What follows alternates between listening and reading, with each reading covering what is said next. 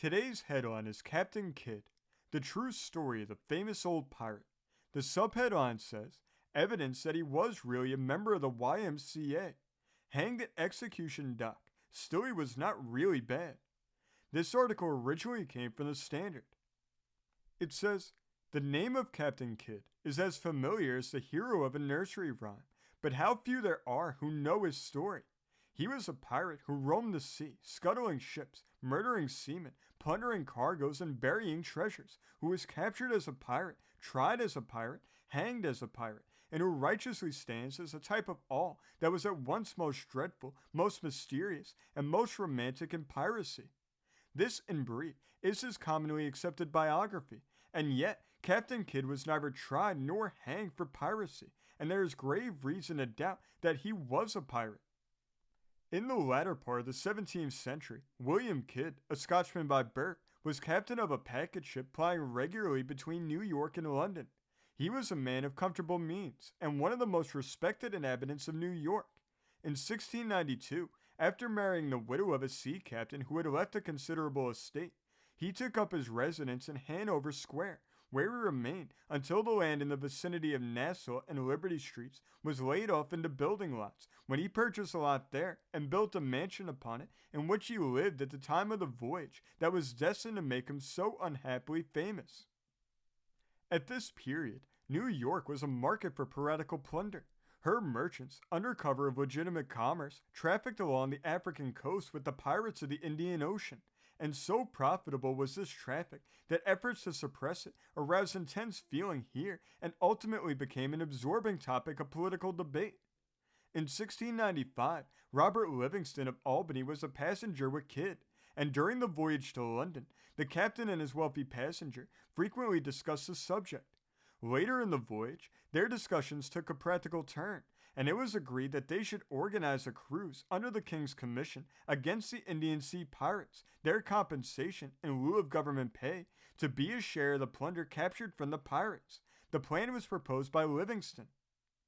On their arrival in London, the Earl of Bellamont was interested in the scheme, and Lord Chancellor Somers, the Earl of Romney, the Duke of Shrewsbury, the Earl of Oxford, and even the King became partners in the enterprise. A written agreement was made, in which it was provided that Captain Kidd should be commissioned to act as a private man of war, that he should take 100 seamen and go in search of pirates, bringing his prizes to Boston, that the crew should ship for no prize, no pay, that the Earl of Bellamont should pay 4/5 of the expense of fitting out the vessel, Kidd and Livingston to pay the other fifth, and that of the prizes taken 1/4 were to go to the crew, and the other 3/4 to be divided into 5 parts, one of which was to belong to Livingston and Kidd, and the remainder to Bellamont and his associates. In case no prizes were taken, Bellamont was to receive £5,000, in consideration of which the ship was to vest in Livingston and Kidd. But if Kidd delivered £100,000 worth of prizes to Bellamont, the ship was to belong to Livingston and Kidd without other compensation. It was not until the winter of 1696 that the expedition was fitted out. When all was in readiness, Kidd resigned his packet ship to the owners and went aboard the Adventure galley with about 70 men. He sailed for New York, expecting to capture some prizes on his way, but in that both he and his crew were greatly disappointed. In the following summer, having recruited his men from New York, he sailed for Madagascar. The remainder of his story is told by the late David T. Valentine, one of the historians of New York, an old manual of the city now out of print. Whether from want of direct communication which might enable him to find the pirate ships or the dispensaries of their spoils, or whether the pirates had received notice of his approach and had avoided him, it seems he was unable to effect the object of his expedition. There is also the alternative reason, which is that commonly ascribed to his conduct, that he found piracy more profitable than war with the pirates, and therefore adopted from mercenary motives the profession of those he was sent to subdue. But judging from probabilities, we infer that his own story may have been the correct one, and that his lawless crew, disappointed in prize money from captured pirates, forced him to a course of conduct as far into his own designs as it was to the objects of the distinguished characters by whose authority he acted.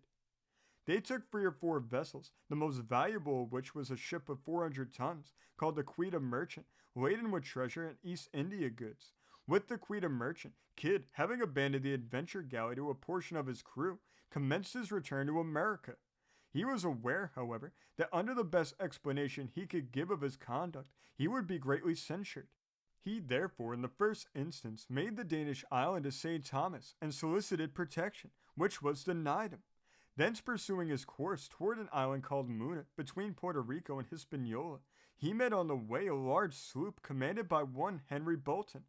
He hired Bolton to proceed to Curacao to purchase provisions, and having in the meantime deliberated upon the course of conduct most judicious to pursue, he resolved to purchase Bolton's vessel, in which to proceed to New York, and there ascertain the sentiments of government with respect to his proceedings before closing his voyage. He purchased a sloop of Bolton and left that individual in charge of the Quita merchant to await his return. He, however, carried with him many valuable goods and considerable treasure. About the 1st of June, 1699, Kidd entered with his sloop and about 40 men in Delaware Bay. He sent his boat ashore at the Horsekill, where he was supplied with what he wanted, and the people frequently went aboard his vessel, giving him information of the actual state of things then existing in the colonies. Some of his men left him at this place, but several were afterward taken, some of them at Burlington, New Jersey, and others in Pennsylvania and Maryland. Kidd then, with a fatuity which seems unaccountable unless we suppose he thought himself able to vindicate his conduct, took his sloop and treasure to the east end of Long Island, from which locality he designed to open negotiations with Lord Bellamont.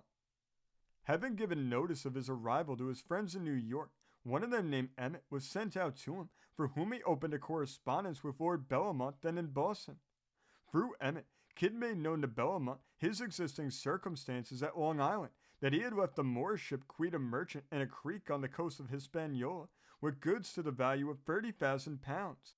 that he had bought a sloop in which he was come to make his terms, having on board of her several bales of East India goods, 60-pound weight of gold dust and ingots, about 100 weight of silver, besides other things, which he believed would sell for about 10,000 pounds.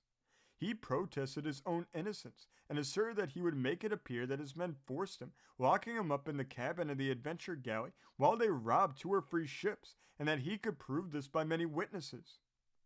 The Earl of Bellamont answered Kidd's agent Emmett that Kidd might safely make his appearance in Boston if he could make his innocence appear, and gave further appearance of his pacific intentions by writing a letter to Kidd to the same effect, which letter he dispatched by a Scotchman named Campbell, resident in New York, and a personal friend of Kidd, who at the latter's request had visited Boston with a view to intercede for him and procure him a fair hearing. 3 or 4 days subsequently Campbell returned, bringing Kidd's answer in which, after reiterated protestations of his innocence, he promised to bring his sloop to Boston without delay. Kidd arrived in Boston on the 1st of July, 1699, and appeared upon request before the Earl and Provincial Council, where he underwent a series of examining interviews. The nature of these does not transpire, but on the 6th of July, Kidd was sent to prison, and a commission was appointed to take charge of his effects. Information of his arrest was sent to England, where the matter was then the subject of great political excitement, and it was suggested that piracy, not being a capital crime in America, Kidd and other captured pirates should be sent for and tried in England, to which end orders were soon after dispatched, and a ship of war, under Rear Admiral Benbow, was dispatched to bring the pirates across the ocean.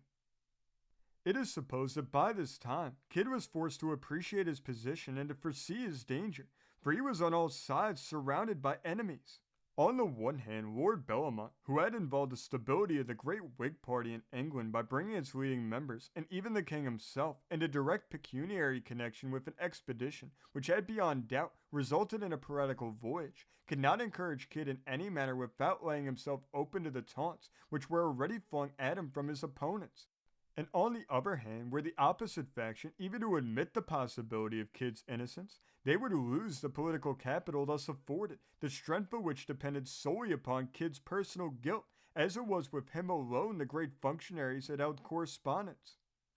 Admiral Benbow left America about June 1st, 1700, with his prisoners 9 in number, among whom were Captain Kidd, Robert Braddon, his surgeon, one Brown, a piratical adventurer who had married a daughter of Governor Markham of Pennsylvania, David Evans, and Tarleton Sullivan.